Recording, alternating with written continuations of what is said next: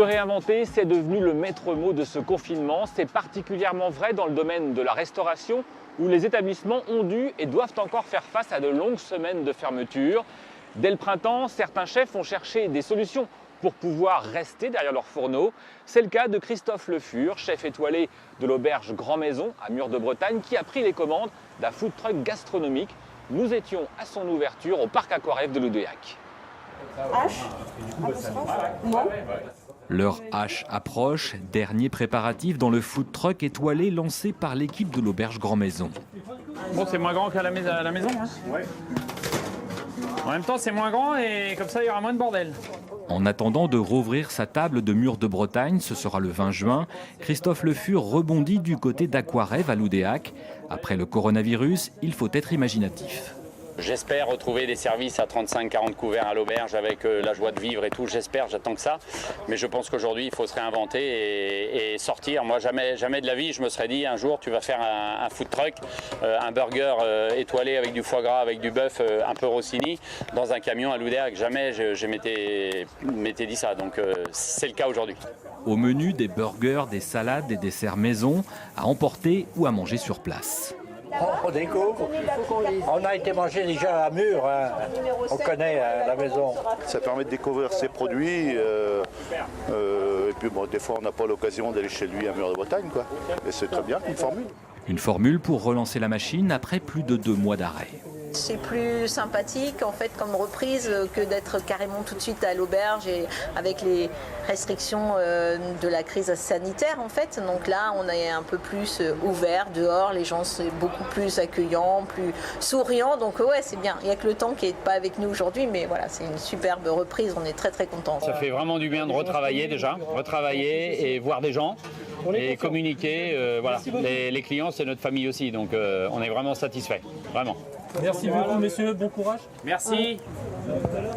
À la sortie du premier confinement, Christophe Le Fur avait pu rouvrir l'auberge Grand Maison les vendredis, samedis et dimanches. Mais avec le deuxième, les portes se sont de nouveau fermées pour tous les restaurants. La reprise, ce n'est pas avant le 20 janvier 2021. Alors en attendant, les repas à emporter et le food truck restent plus que jamais d'actualité. Malgré des mesures de chômage partiel, toute l'équipe est sur le pont. En plus des burgers et desserts proposés l'été dernier, des plats à emporter sont également préparés en cuisine. Là, ce midi, par exemple, on a une petite mousseline de bar et de langoustine avec une petite salade, des petites noix, des pommes. Voilà, on s'adapte à la demande. Le deuxième confinement est venu de nouveau casser le rythme. Nicolas, le sommelier, n'a qu'une hâte, retrouver ses bouteilles. Le principal, c'est qu'on continue à avoir une activité, on continue à travailler. Après, aujourd'hui, il faut savoir évoluer, s'adapter à la situation. On a hâte de retrouver une vie normale, de conseiller les gens, faire des accords mets et vins, et d'accueillir les gens au restaurant. Ça, on a vraiment très très hâte que ça revienne. Donc 2 étoilés, 2 burgers étoilés, avec une crème brûlée. Et le nouveau dessert de Jean Seb, là c'est quoi déjà, un double cookie? Le food truck c'est vraiment quelque chose qui nous permet de sortir et de voir du monde et de profiter un peu de cette ambiance, surtout dans notre local. Mais ouais non, financièrement c'est pas possible quoi, en fait. Ça ne subvient pas aux charges de l'entreprise. Le temps de charger et c'est reparti pour la zone commerciale de Quai d'Hervé à Loudéac. Du lundi au vendredi midi, le service se fait désormais à l'abri des intempéries. Cela permet de prendre son mal en patience jusqu'à ce fameux 20 janvier, même si la clientèle est moins nombreuse que durant l'été. Moi, je culpabilise. Voilà, on m'interdit des choses, on m'a demandé de fermer mon restaurant et c'est pas dans mon esprit. Et c'est vrai que c'est un peu compliqué, psychologiquement, c'est un peu compliqué.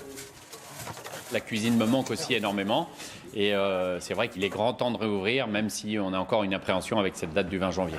Sachant que le début de l'année n'est pas la meilleure période pour les restaurants, il faudra que les appétits soient eux aussi bien ouverts. La crise sanitaire n'empêche pas d'être solidaire. Les tables de Noël organisées par les bouchons de la cuisine se sont elles aussi adaptées au menu à emporter.